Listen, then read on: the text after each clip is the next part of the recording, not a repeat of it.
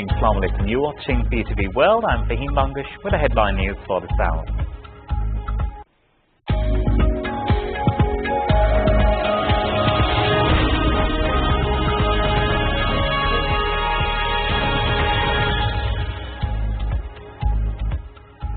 Prime Minister Imran Khan says public gathering is the major cause of spreading coronavirus. He suggests to postpone gatherings for a few months.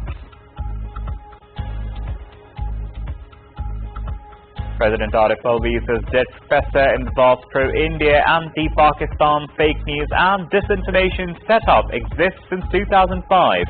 Says despite exposure last year, it has grown vast with 750 fake media outlets. European group uncovers an Indian disinformation network operating since 2005 to discredit nations in conflict with Delhi, particularly Pakistan. International Human Rights Day is being observed today to uphold human rights and throw light on the plight of people being denied basic rights.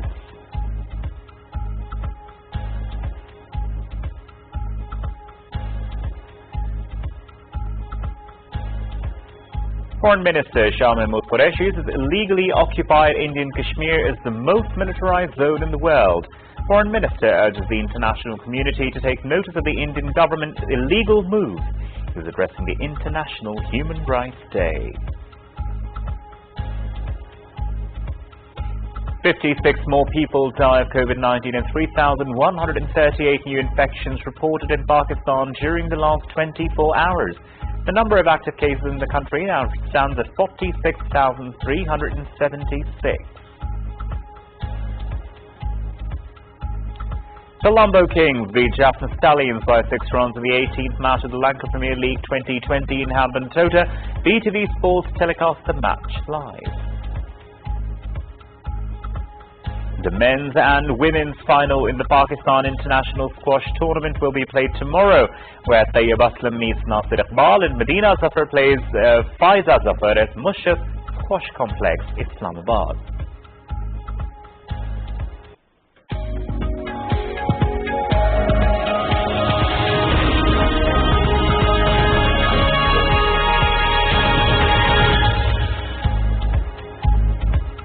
That's all for now. For further details and live streaming, do log on to our website world.btv.com.pk. Also, you can find us on our Facebook page with the name of BTV World, and you can follow us on Twitter at WorldBTV. Thank you for joining us.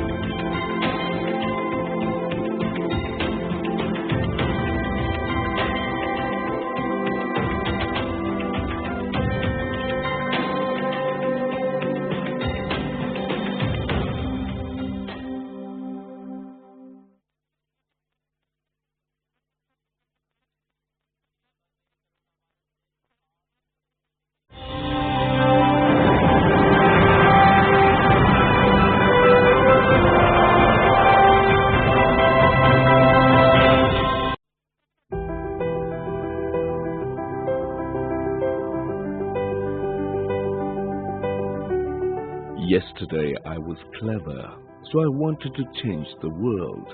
Today I am wise, so I am changing myself.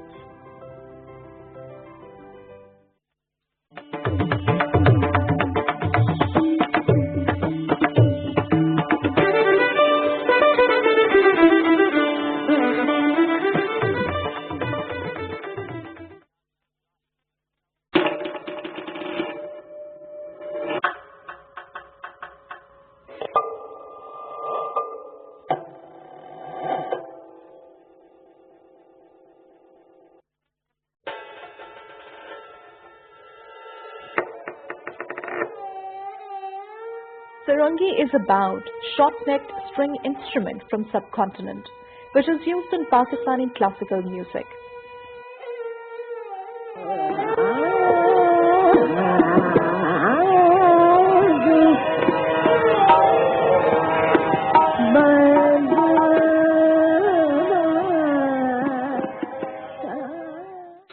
Its flexible tunability and its ability to produce a large palette of tonal color and emotional nuance makes it unique.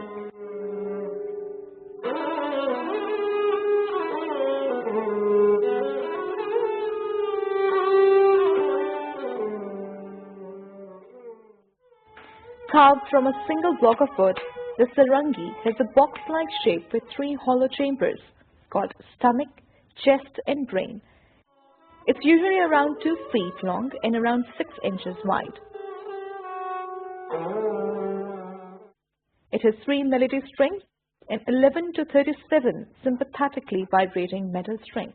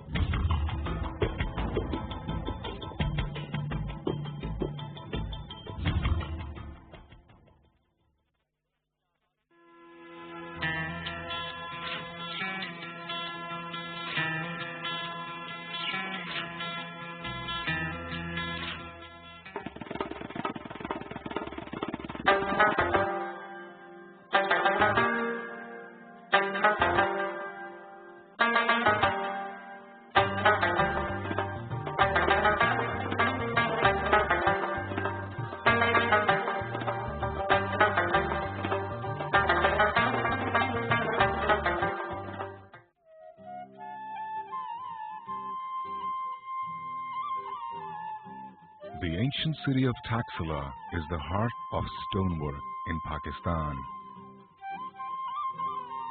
This art, which has been preserved and practiced for centuries, can be seen on many major landmarks of the country.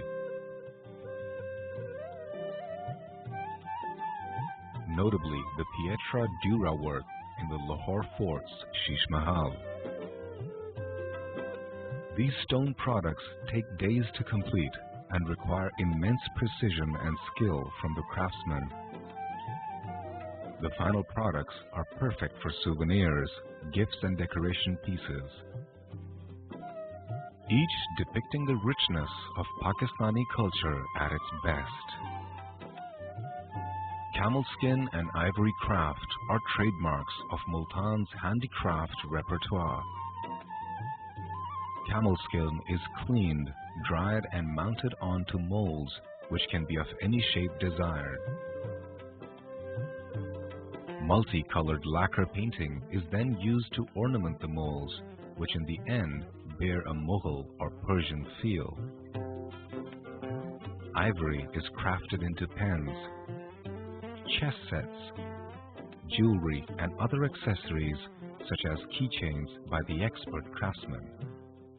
Such detailed work, while being extravagant, is indeed a feat to achieve, and craftsmen of Multan produce beauty with their work which is worthy of global admiration. The enchanting arts and crafts of Pakistan.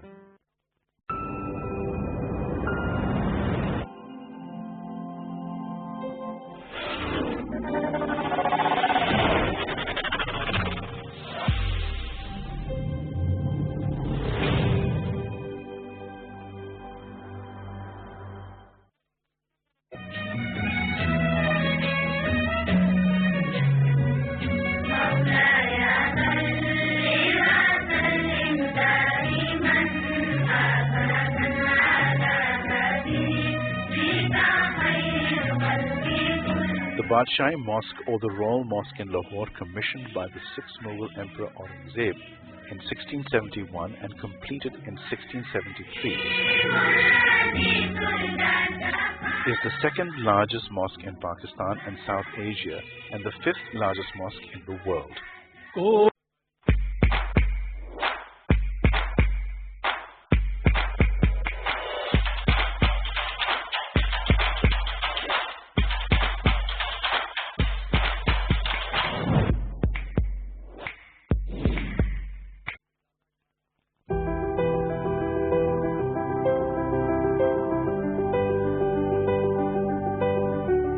In order to write about life, first you must live it.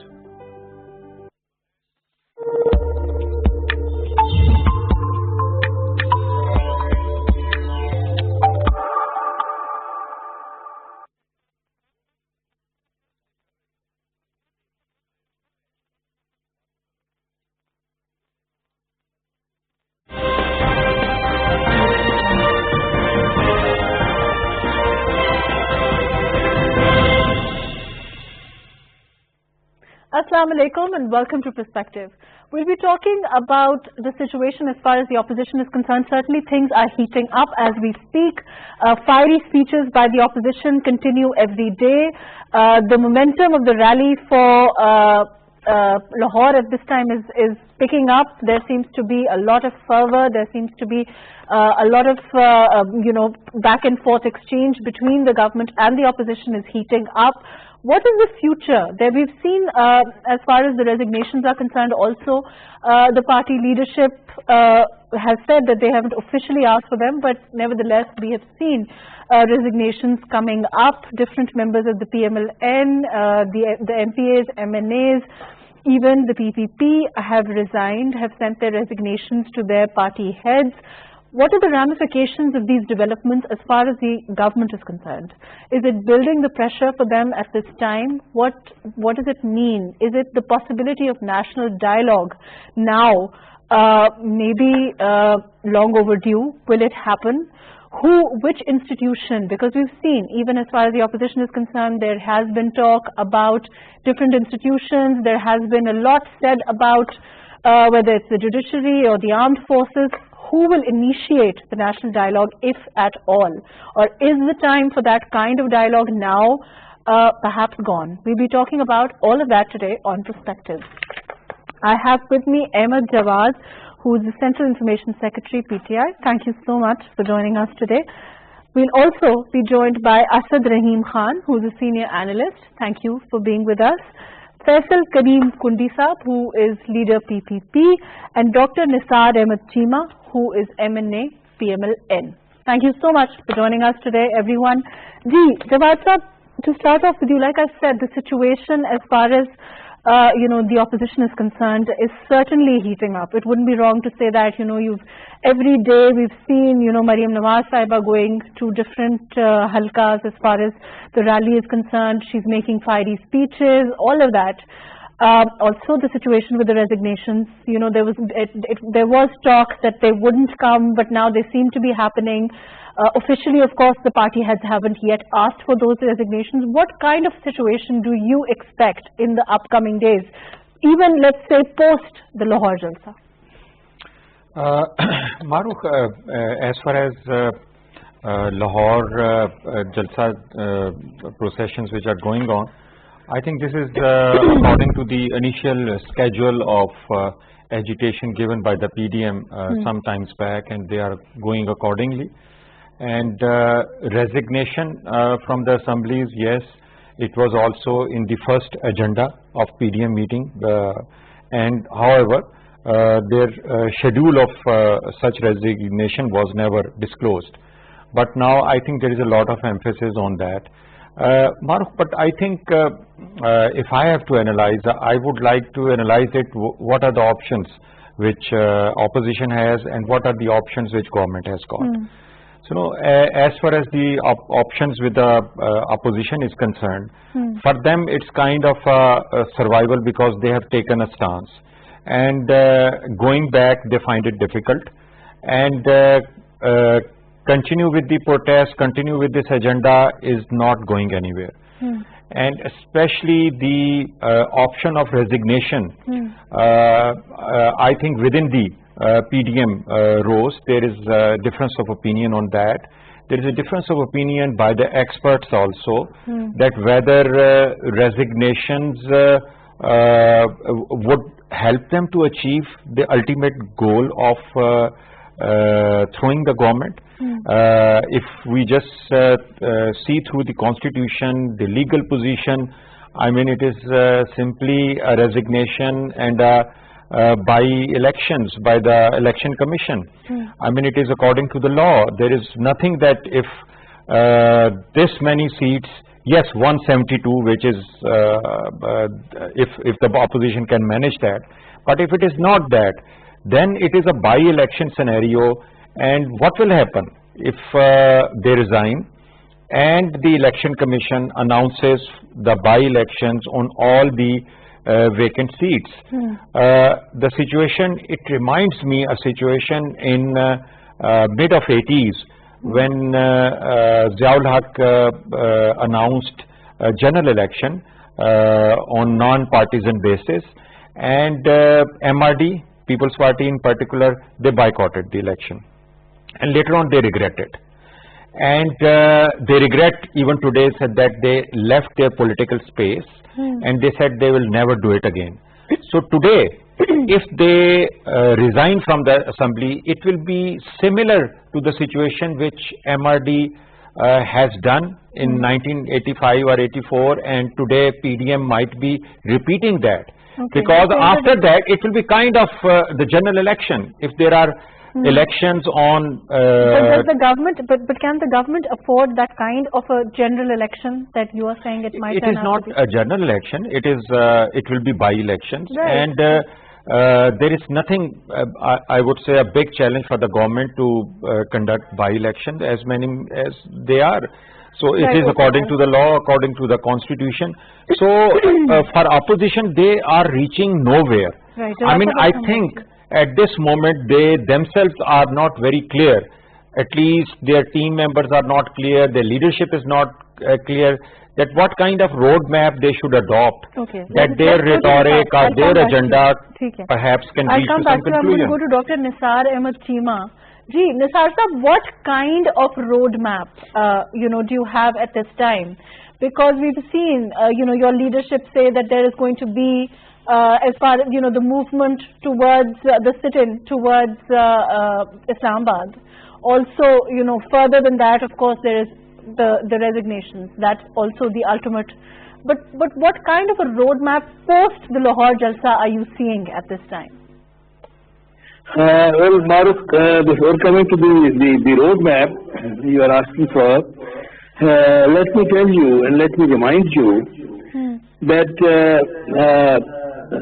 right from the beginning, when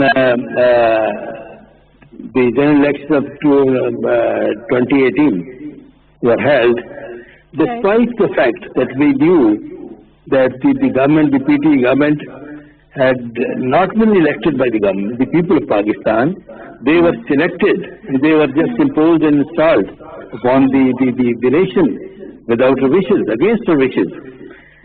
Despite the fact that we knew many facts about the pre-poll rigging and the rigging on the election day by the establishment, we had so many reservations, but despite all our reservations, we were ready to give the PT government the chance to complete its tenure, just to strengthen the democratic institutions and democratic norms.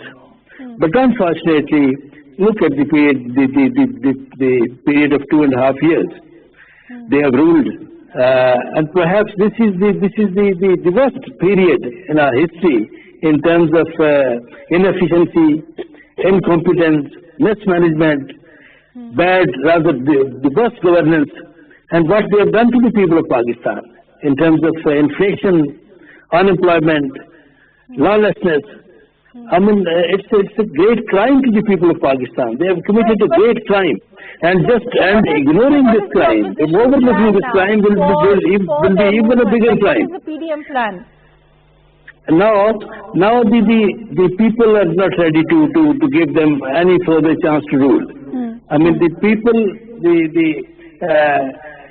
people are so much motivated. They are so much mobilized. They are charged against this government, and they are ahead of the PDM, the leadership. Now the PDM has decided to get rid of this government, this inefficient and incompetent and this cruel government as soon as possible. Right, but what is the roadmap post the Jalsa now? Now, the submission of resignation, is one of the strategies. It is one of the many available strategies, many available options. But of course, it is, it can prove very effective strategy. And what about the long march? You're saying that also the long march is planned post the Jalsa. Isn't that right? Of course. Yes, the long march towards Islamabad and submission of resignations from the assemblies. And so many other options. But let me tell you that we are not going to follow any undemocratic, non-democratic strategies as the nation witnessed during the 126 days of the dharna of D Chowk. As you know, we are not going to burn the utility bills. We are not going to give the call to the nation of civil disobedience. We are not going to attack the police, the Parliament House, the PTV. I mean, we are democratic people. We believe in democratic norms, and we will adopt all the democratic ways and means to remove this government, which have been installed and imposed upon the nation. But Nisar Sahab, in the kind of environment that we are in at this time, with the COVID-19 reigning and the situation being what it is as far as the hospitals are concerned, do you think that it's democratic for the PDM to continue these kind of jalsas, to continue this movement at the pace that you are at this time continuing? Even if you look at the rallies of the past few days, if we look at Mariam Nawaz and the way that there have been people there, it's just, the crowds are just immense. So, in that kind of an environment, do you think it's democratic? Mahrukh, it's very important question. As far as the COVID-19 is concerned, it's really a very dangerous. The second wave of COVID-19 is even much dangerous, more dangerous. But the public perception is, you can ask any person, man in the street. The public perception is that COVID-19 is really dangerous. It's a dangerous disease. But the government of PTI is much more dangerous, in terms of the number of affectees, in terms of the mortality rate, in terms of the residual effect. Let me come back to you, but I don't think that people whose kith and kin and relatives and people around who are dying are of that opinion. Respectfully, I'll come back to you. I'm going to go to Asad Rahim Khan ji. Asad Rahim Khan Sahab, how do you see the situation as far as the PDM rallies are concerned, as far as the opposition is concerned, and the way things are now at this point? Do you think there is still a possibility of a national dialogue? Thank you for having me, Mahrukh. I think national dialogue is being put forward as a red herring. There is no harm to be had in a national dialogue. The former Chief Justice of Pakistan, Justice suggested it several years ago. If different stakeholders, although we use this word very loosely, also come around the table and discuss things, if certain inquiry commission reports are classified, if we can try to cut through the impasse, there's no harm. But it's still not a constructive solution to what should actually be parliamentary parties going to parliament and trying to fix structural problems. I have some sympathy with what Mr. Nisar Sahab was saying. This is a grave that PTI has dug in terms of burning utility bills, in terms of doing that extended dharna, in terms of suggesting that everybody should resign. We are, in a way, living through another variant of 2014. But I would still say that what the PDM is doing is are you endangering large collections of people, collectives of people with coronavirus? But as the other gentleman very rightly said, if you do en masse resignations, you are going to go back to 1985, and the Pakistan People's Party still hasn't recovered when it chose to boycott Punjab. In fact, I would go as far as saying that Mr. Sharif's 3 premierships in 1990, 1997 and 2013 would be quite difficult if People's Party hadn't abandoned the field as it did in 1985. So this makes no sense from either a political standpoint, but most of all, something that we're not discussing when we discuss national dialogue, when we discuss electoral strategies. This is a massive public health crisis. Nothing is going to happen if we delay a mass political contact for just a few months, let people get vaccinated, get back on track, and we can restart this conversation all over again. Right. Okay. I will go to with that very point. I'll go to Faisal Kareem Kundi Saab. Kundi Saab, there is, I don't know if you followed the conversation, but Asad Rahim Khan Saab, he was saying that, of course, and Jawad Saab earlier has also said that as far as the PPP is concerned, they have, the earlier decision of of sitting it out now has had such a negative impact on your political party that you're now choosing to give the resignations will perhaps be something that the party will think about and is still rethinking about. Mahrukh, whatever you have said on your question, thing is Pakistan People's Party always take decision when Central Executive Committee decides something or core committee of party decides something.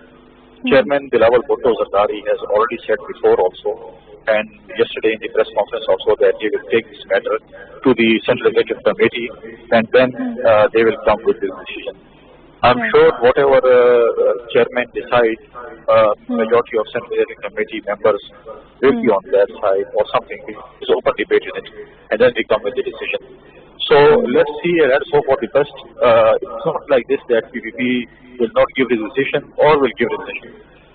It came in the news also today that chairman has stopped all the spokespersons that they should not talk on or they should not debate on the decision thing. But inshallah soon after Lahore, I think it's Lahore Jalsa is too short. After Lahore Jalsa, we will have the CC meeting and we will come with the conclusion and our decision that what PPP has to do. Right. Okay. I will come back to you. Jawad Sahab. As far as the PPP is concerned, they still need to make a decision as far as the resignations are concerned. The PMLN, of course, has said that they will go forward with the resignations. Even if there is, of course, talk of by-elections, which is something you've also said and your party has also said that we'll get the by-elections, and won't it be rather like a race in which you run yourself and win? Won't the credibility of the election itself be something that then will have to be looked into? Mahrukh, again, I mean, the credibility of election or credibility of a process, credibility of parliament, it all has to be seen through the lenses of constitution. I mean, we cannot invent something according to our perception or our understanding. There is a constitution and everything has to be seen through that. So the 2018 general elections might be as good as 2013 or maybe even better than 2013. Our 2013 elections might be better than or worse than 2008 or might be the elections before that where we have a verdict from the Supreme Court on the formation of the IGI. There is a verdict against Mirza Aslam Beg, then Chief of Army Staff. I mean, there's a history of question marks on the elections. Now, the opposition has to wait just like in 2013 and 18, every other political party has waited. They, of course, they protested, but then they have to wait, and before as well. So, if you just analyze the statements coming from the PDM leadership, People's Party, PMLN, Maulana Fazlur Rahman and other parties, you would see a slight, difference of opinion or difference in the strategy. I mean, some of the PPP leadership like Etazaz Hassan, He would simply come and say that this is not the option we should exercise. I mean, he has rejected whatever is the opinion of Bilawal or Zardari or the PDM. He has given his opinion. On the other hand, also on the talk show, if you listen, the People's Party leadership, they also not very clear that what is going to be the schedule or option. And when you ask them this question, that what are you exactly going to achieve after the resignations? What if the election commission, according to the constitution, hold the elections on the vacant seats? What if the Senate elections are still held? Because nothing is stopping the Senate election by the resignations. So there are a lot of ifs and buts, and that is why I say that opposition, I mean, it's their right. They should protest, they should criticize, they want to hold jalsas, they want to do long march, it's their political right, democratic right. But our objection at this stage is more because of the corona threat, which has posed much more than what we have seen in the first wave, and the whole world is giving alarms on that. We are still far away from the vaccine provision. So that is our concern, that if this continues, this kind of political gatherings, it is going to impact the corona situation, and it may impact massively, and we might get into big trouble at the national, and the safety and the life of the people is at risk. That is our only concern. Right, let me come back to you. Ji, Nisar Sahab, as far as the national dialogue is concerned, do you think that that is an option for the opposition still, or it's something that, you know, you have now rejected? Because we've seen that, you know, there has been, your leadership has now said that, you know, your party has been contacted, and but there is, you don't want to respond to the government at this point. Is that true? Mahrukh, holding a national dialogue is in fact need of the hour. But before coming to this very important issue, let me once again tell you that we really feel that non-observance of SOPs, the corona virus, is of course is a matter of concern for all of us. We know that observance of SOPs is very difficult, becomes very difficult in public meetings. Wearing of masks and particularly observing social distancing becomes very difficult. And we don't recommend it, we don't like it, we don't encourage it. But we just tolerate, we are just tolerating this as a lesser evil, just to get rid of a bigger evil. But Nisar Sahab, you don't encourage now coming it. to the national dialogue, your party and their members, your, you know, all your MNAs, all your MPs at this time, going door to door, asking people to come out for the Lahore Jalsa, how can you say that you don't encourage it?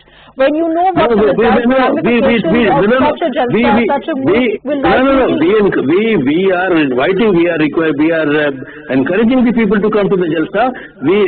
What I said is that we don't encourage the non-observance of SOPs. That is the point I mentioned.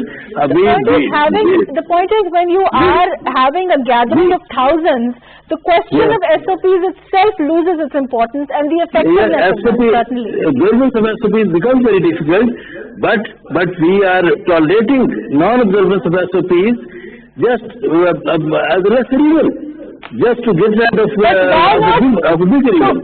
But a couple of months down the road, the government will still be there. Why not do it then?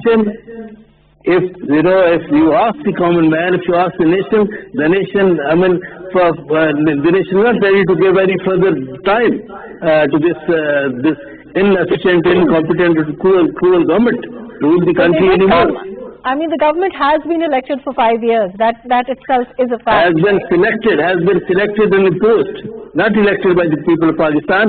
And just coming to the issue of national dialogue, as I said, it is the need of the hour, it's need of the time. But to hold the national dialogue, you know, there can be two strategies. If the government is sincere, the office of the president can hold a national dialogue, but the president, I mean, we don't have any hopes. The president, he has no contribution. He has become just a non-entity.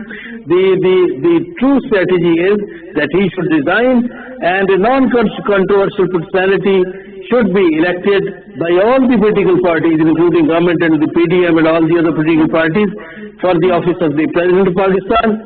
And that non-controversial personality should hold a national dialogue, inviting all the representatives of the government, the PDM, the other political parties, the judiciary and armed forces. That is one strategy. The other strategy is that if government doesn't agree to this suggestion, then the Chief Justice of Pakistan should take initiative, and he should hold such a national dialogue, and he should invite all the representatives of the government, PDM, and the armed forces as well as judiciary. So that it should be, I mean, we are all committed, the mistakes and faults have been committed by all the people, all the institutions, including politicians, including judiciary, including armed forces. Now the time has come. The way forward is that we should admit our mistakes, and we should determine, we should make a pledge before the nation that every individual, every institution will play the role which has been mentioned in the Constitution of Pakistan. You don't have confidence in any institution, isn't that true? I will come back to you on that note. No. We have confidence. It is a matter of a few personalities. We have confidence in all the institutions of Pakistan. Why not? Okay. That I will come back to you. We have full confidence in the judiciary of Pakistan, in armed forces. We love our armed forces. So are you going to then pick out individuals that you think would then be involved in the national dialogue, barring a few? No. I mean, all the people, the representatives of different institutions should come forward. They should sit together, and they should make a pledge before the nation. Those institutions when you have issues with them. I will come back to you. I'm going to go to Professor Kundi Saab. Kundi Saab, do you agree? Do you think that can be a solution? Do you think that, under the platform of PDM, there can be the national dialogue, the kind that Nisar Saab is saying? Look, I think and I believe that PDM has rejected this government call for dialogues, and they have already said that we are not appreciating government for dialogues.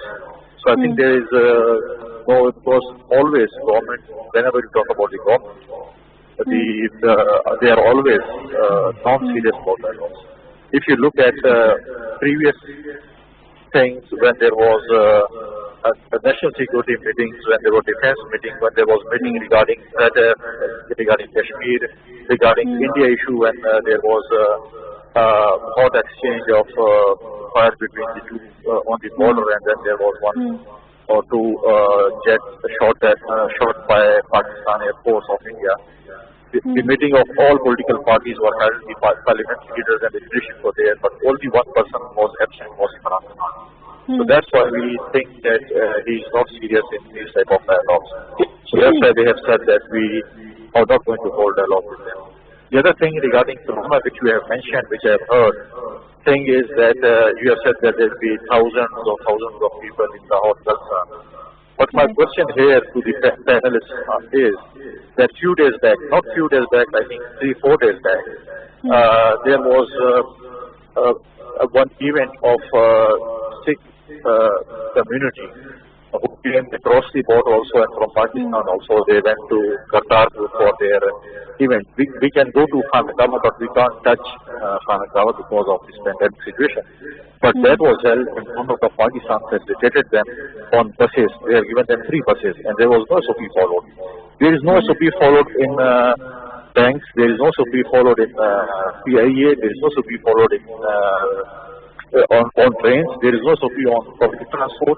Only SOP is followed is in schools, education system, and in opposition. The government is saying that 2 things will happen.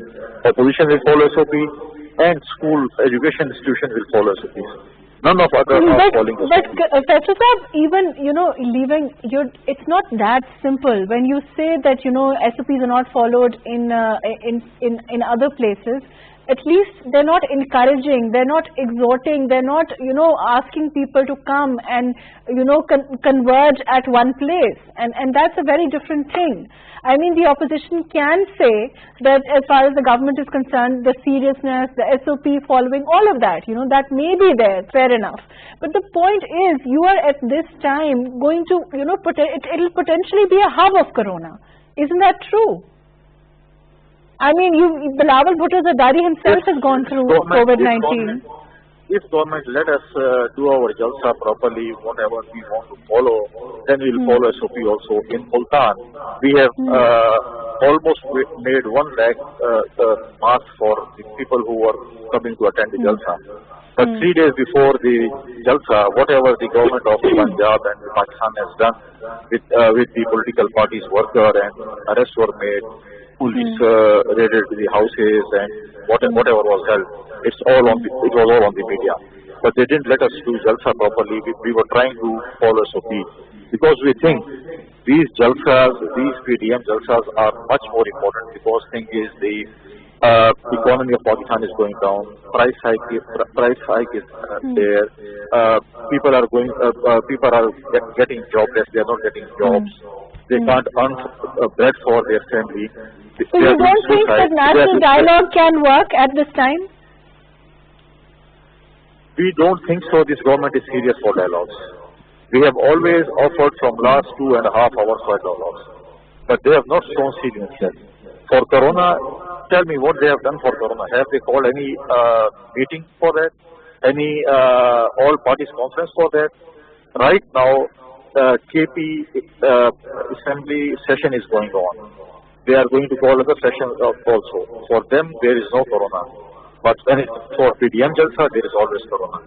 Okay, I will come back to you. Ji, Asad Rahim Sahab, as far as national dialogue is concerned, do you think that it is the ultimate possibility? Because if the opposition does not agree on resignations, even post long march, do you think that is the ultimate solution? Do you think that will happen, provided that that kind of agreement can be reached, of course? No, like I said before, as far as national dialogue is concerned, what national dialogue is called the parliament. Parliamentary parties go there, confer with each other, and actually try to figure out what our structural problems are, and then come up with legislation and implementation of previous legislation. I think there is a certain wing in PMLN and also a certain wing in PTI that thinks that the national dialogue is something of a placebo. It is not. But I would want to maybe stress on the argument which the opposition parties are putting forward, that because there isn't any observance of SOPs elsewhere, there shouldn't be observance of SOPs anywhere. This is akin to saying that if you contract cancer in Karachi, you should also contract cancer in Multan. If the Pakistan Tehreek-e-Insaf government has totally messed up its messaging, which it has. They went to Gilgit-Baltistan, they did that conference in that convention in Takhar, and they've not been able to lead from the front because of that. But that doesn't mean that you endanger people's lives collectively by encouraging them to participate in what will eventually become super spreader events. This is not the way to behave during a crippling pandemic that has already affected so much of the planet. But to come back to your question, the national dialogue is a placebo. It will not help us get through our structural problems.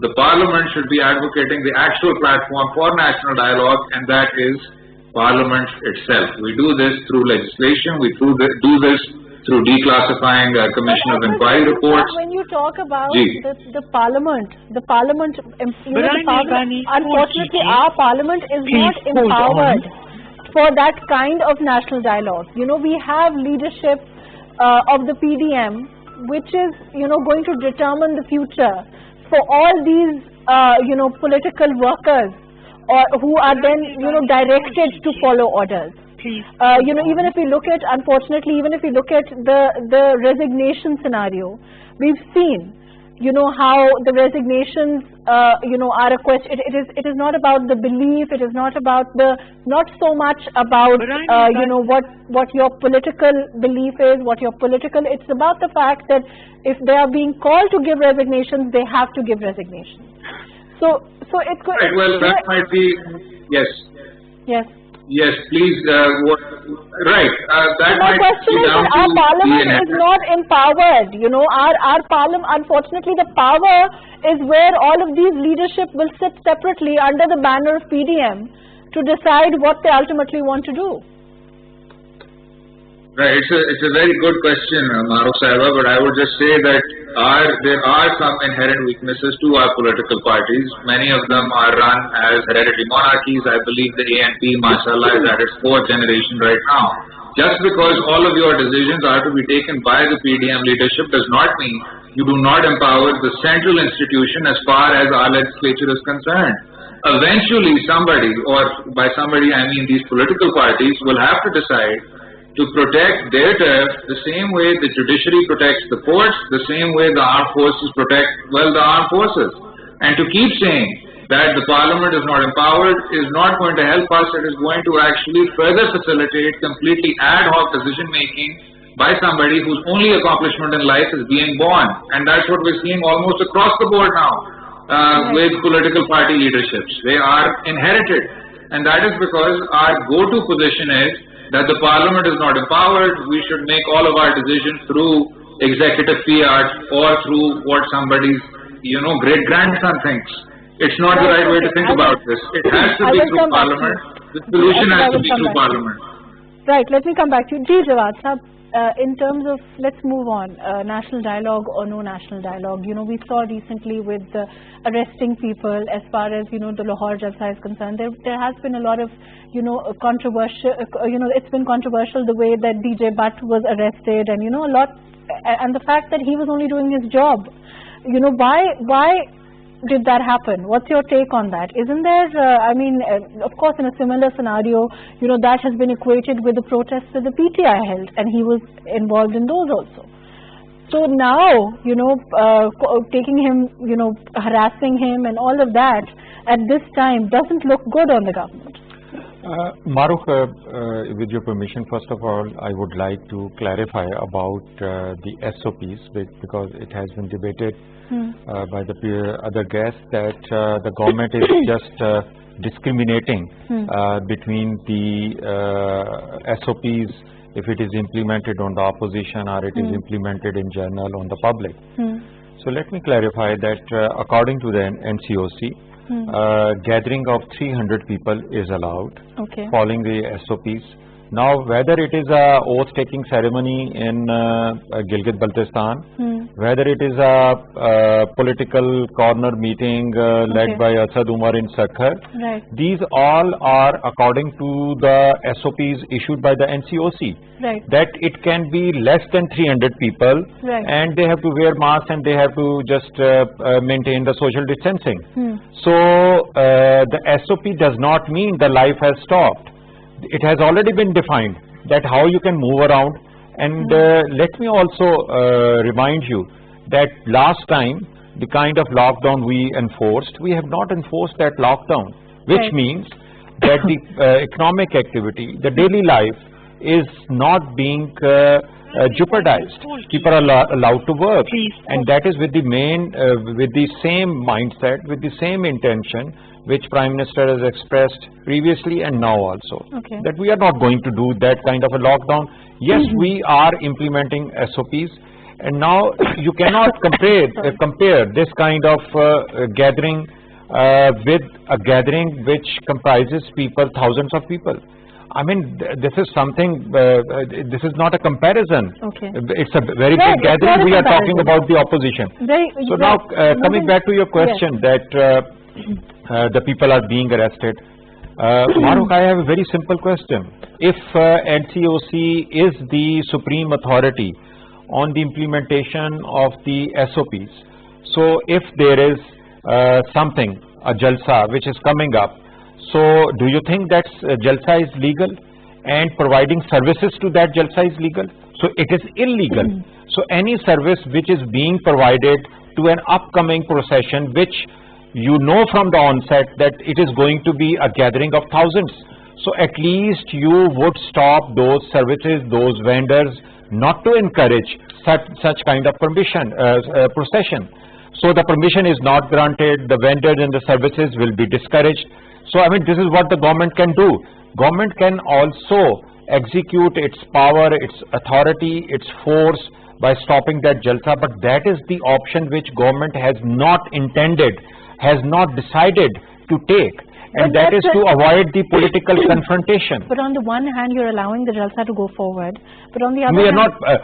The permission is not granted, but we are not stopping them by force. So what is it? Is it tacit approval then? Because you're saying that no, look, we are saying don't do it, but we're not going to arrest you. We're not going to harass you, which is what you are saying. But we are going to arrest and harass somebody who provides you services. It doesn't really make sense. Of course, the support system to an illegal activity, should you not stop that? Okay. I mean, there is an illegal activity which has been announced, so it has to be discouraged. And why government is not stopping the opposition by force? I mean, it is simply, which has been mentioned many times, it is to avoid that political confrontation which opposition wants government to take. So that there can be chaos on the roads, there can be chaos in the country. So that is basically intention from the opposition, that somehow the government make a mistake of, I mean, you have seen some trailers of that in the Multan procession, that, and after that we did not stop them holding. Of course, they were not allowed in the main stadium, but they still managed to hold their jalsa in an open area. Nisar Saab says that they are principally not against a national dialogue. Kundi Saab also says that but the government is not serious about it. Have you made overtures to the PDM for national dialogue? Mahrukh, you must have observed that Prime Minister has, I think, twice indicated that government has no problem in holding a dialogue with the opposition. But I think Assad also mentioned this thing, that the Parliament is the only forum where such dialogue can happen. I mean, there is. But if they're not interested in doing it in the Parliament, are you averse to going, and have you discussed this with them? Have you contacted the opposition at all, the government, to maybe have it outside the Parliament? Mahrukh, what is an institutional dialogue? What is the credibility of a national dialogue which is not supported by the institution? Okay. I mean, the political parties, their institution is Parliament. If they cannot hold a national dialogue on the given forum, which is the national institution, where else they want to have this kind of discussion and negotiation? Then the question of NRO will start coming. If it is some kind of backdoor negotiation, then it is NRO or giving or not giving. So I think the intention of Prime Minister is very clear, and I think very clearly informed that it can be a national dialogue, but at the Parliament. Ji Nisar Saab. Mahrukh, as far as national dialogue is concerned, we are very much for the dialogue. It is our suggestion, our proposal, but modalities for the dialogue. I mean, the government will have to prove its sincerity. I think so there is an issue as far as the modalities of the national dialogue is concerned, as I understand, between the opposition and the government at this time. Unfortunately, that's all the time that we have. Thank you so much for being with us. Ahmed Jawad Saab, thank you for joining us. Asad Rahim Khan Saab, thank you for being with us. Faisal Kareem Kundi Saab, thank you for joining us today. Dr. Nisar Ahmed Cheema, thank you for being with us today.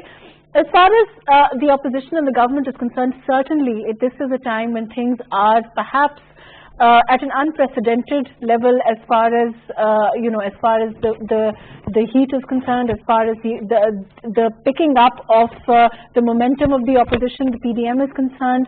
Every day to the 13th, 2 days to go, we'll see the jalsa. We'll see how it is addressed again. More fiery speeches are expected. What kind of roadmap is going to follow the jalsa is still unclear. Whether there will be a march and then a move towards the resignations, whether there will be resignations at all, whether the government and the opposition can perhaps agree on some sort of modalities towards a national dialogue remains to be seen. Thank you so much for joining us today on Perspective.